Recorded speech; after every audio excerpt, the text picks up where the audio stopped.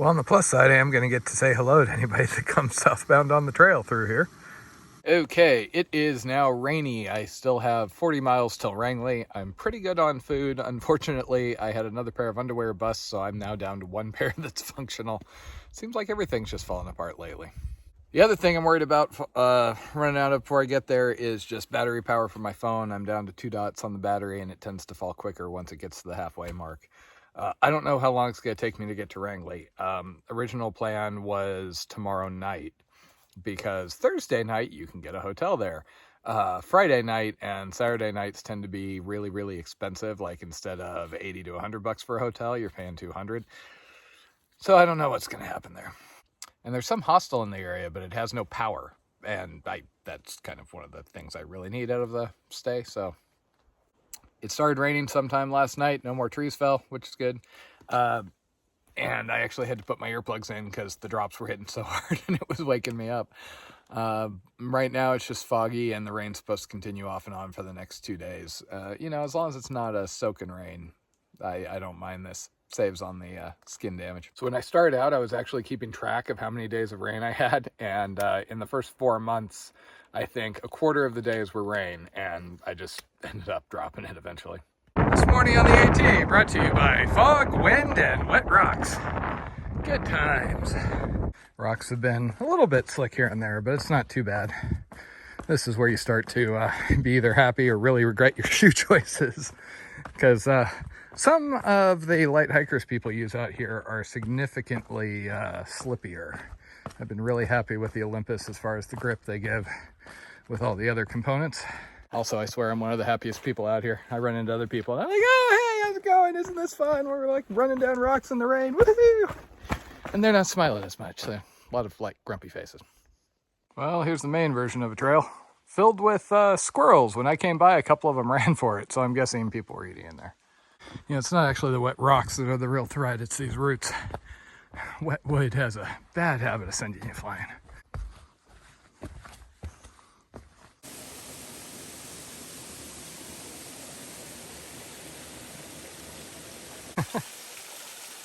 Okay, I just had somebody coming south tell me they ran into a young bull moose up ahead, so there is literally a moose on the loose. Unfortunately, there seems to be a rash of people blaring music today, so might have scared it off, unfortunately. Sadly, I think I'm past the moose sighting. Oh well. Not a moose, but there's a grouse for you. Okay, almost to the top of Wyman. And I have to say, it's continued to be, mostly good climbing on dirt. Still no moose, though. Well, I've been making significantly better miles than I have for the last week or so. I think I'm at like 13, 14 miles currently. Unfortunately, to get to my full 20 miles, I've got about 3,600 feet of gain, which by itself isn't bad, but there's some down in between, and some of the comments sound, mosquitoes, like it might not be the easiest going. Okay, so rain came back just as I was doing the 1,500 foot climb up the side of Moody Mountain, which fortunately had lots of slick rocks and some rebar just for fun. Now I have to drop down the far side of Moody, and then there's another 2,000 foot steep climb on the other side. Fun times. Between the rain, the sweat, and the humidity, I'm just soaked.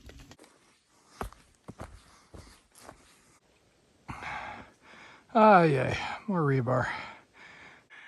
7 o'clock. Steep climb. Okay, so it's 8:30. I've just been needing water. Otherwise, I would have stopped at some rather nice spots, which are now quite a ways down. So I found this pool. It's not flowing quite how I'd like, but it works. So now I'm filled up and first tent site, home sweet home for the night. Okay, well, welcome to a very far from ideal camp, but I am tired of wandering around here in the dark.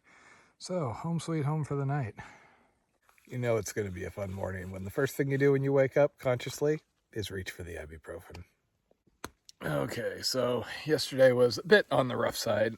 I did make it 19 miles, but that took a lot out of me, and that involves some hiking after dark. I'm not quite sure how much gain, but I think it was like 5,000 to 6,000 feet. Good news is the trail has continued to be easier than it was a little bit south of there, but that's still not overly easy, especially with all the wet and the rain coming in and out. The roots and everything get slick, and I got to watch my feet as I go up and down the boulders.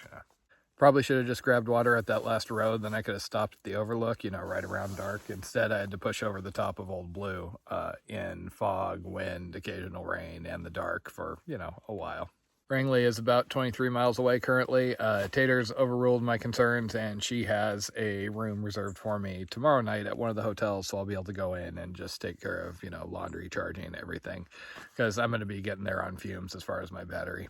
Video stuff tends to take more battery than, what I was doing last year.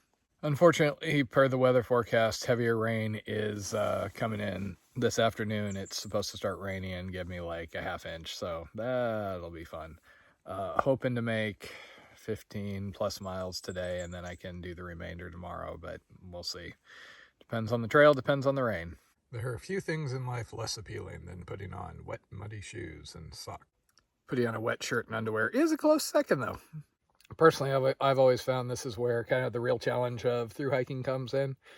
You're in a unpleasant circumstance, you've got more stuff coming, you just got to deal with it.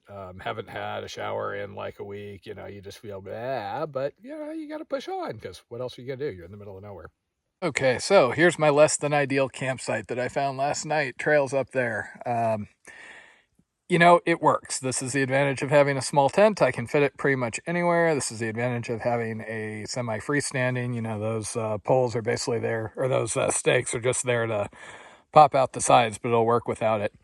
And yes, it's on a slight tilt, but that just means that I'm not going to flood out when it rains. I've seen a few people who set up, they're bound and determined to find a flat spot, and they do, and then they end up in a giant puddle in the middle of the night, and their stuff gets wet. I prefer a slight tilt so it'll run off. And since I'm using the switchback instead of an air mattress, I don't slide very much, because that's the other problem. Some of the bottoms of certain tents with an air mattress, you'll end up sliding down even a slight hill. Okay, so continuing my walk down Old Blue this morning, I have 23 miles to Rangley. Probably not going to make that today, which is good because Jen was nice enough to book me room for tomorrow. So the plan will be hike as far as I can today. It is supposed to start raining pretty hard at 2 from what I can tell. And then early Friday, get a ride into Rangley, resupply laundry, dry everything out, etc., etc. And then back on trail Saturday for whatever Maine has next. One of the great joys of leaving early, or in my case, having outpaced the other thru hikers, is I'm the first person to go through this section this morning. How can I tell? I am running into an untold number of spider webs. Sometimes you see the spider, and then sometimes, like 2 minutes later, you start feeling something running up your arm, and you're like, ah, spider! And once again, as far as remoteness and that kind of sense of being in the wilderness, Maine has been far more what I've been looking for versus the other sections of the AT. So when the spider webs get really bad, I usually walk with my pole out here because that avoids getting them all over my face and everything. Downside is if anybody comes around the corner, they're suddenly facing a bearded man in his underwear looking like he wants to sword fight. Well, it ain't out west, but something. I do wish the weather would hold off for another day or two, but what you gonna do? So there's somebody out here for the last, couple hundred miles, I guess, who is actively leaving toilet paper on branches, like they think it's going to dry out or something. Or maybe they think the ranger's going to pick up after him. Where's Taters to say scumbag when you need her? So I just ran across another person, first one today, after several hours, and we were both so happy to see each other, because that meant that the other person had been knocking down cobwebs up ahead, and we were both sick and tired of being covered by them. See all the webs?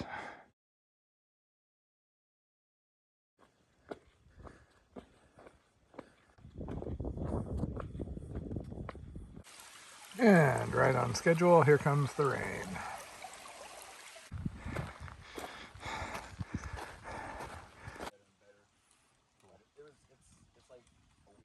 Okay, so that was fun. At ME17, there was actually a cooler filled with trail magic, and it was actually full for once. Sodas, chips, cookies, like whole deal. Very nice. And There ended up being another northbounder and 2 southbounders. So we had kind of a little party there looking out over the lake. And the rain even stopped for a little while.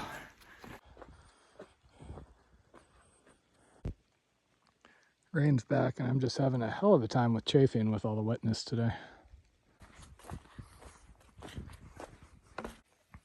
Hey, just like Florida, except, you know, I'm not wading through the middle of it yet. Okay, it's currently a little past 8:30. I have been looking for a camp basically since the power lines, but I haven't been able to find anything that was decent, so I came all the way to Swift Pond. So, home sweet home for the night. Good news, I just have 5 miles into town in the morning, so that shouldn't take too long. So you remember that boardwalk I was going across last night that was, you know, kind of like blackish water? That ended up being what I filtered. Unfortunately, I didn't taste the water at the time because I was in a hurry because I was trying to beat some rain. And once I got here and I tried to use said water, I realized it tasted like Band-Aids. Unfortunately, it's enough to even impact my coffee this morning. So probably just the 1 cup of Band-Aid flavored coffee, just so I don't get a headache. Fortunately, it's only 10 miles down to where I hitch into Wrangley, so I got to try and, you know, look as presentable as I can and hopefully get picked up to get into town. I've got a hotel waiting for me and I am really ready for laundry, a shower, and some decent food again. And then I got to resupply. I think I got a 70-some mile carry for the next section.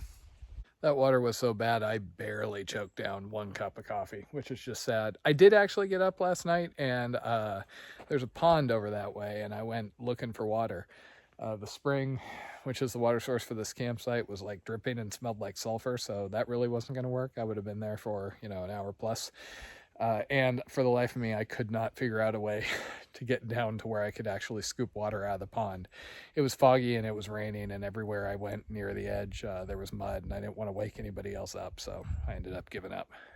Interestingly enough, the storm yesterday basically fizzled.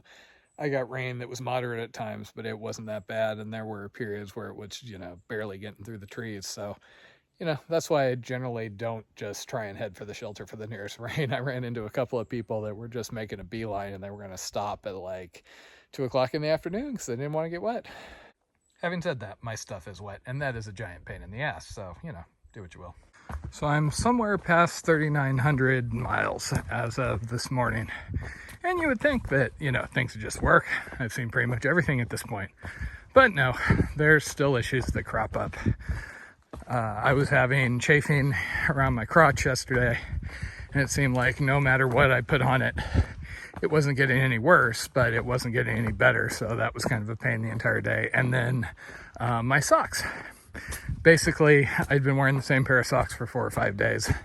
I'm pretty sure is what caused it, and so there ended up being some dirt in there, and basically the top of the toe on a few of my toes ended up getting abraded.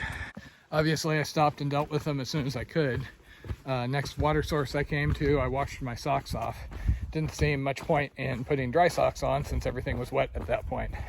I also taped the shoes to try and make the abrasion not get any worse. But when things are as wet as they were yesterday, that's basically hopeless. The tape eventually kind of works its way off any brand of tape I've tried. So is what it is, just dealt with a bit of pain and kept walking. Made it 18 some miles by the time I stopped. So it seems like at this point, everybody I run into is just talking about, you know, being tired and being ready to finish. I, of course, have a little bit longer here. They're a little over 200 miles. I think we're like 220 miles from Katahdin here. I may have a little under 1,000. I'm not as worn down this time as I was last year. When I got to Washington, I basically felt worn down to a nub. Now, right at the moment, I feel pretty damn tired because of this last section, but, you know, give me a few days in town, which I'm not going to have. I'm just going to have a single night, and I would be still raring to go.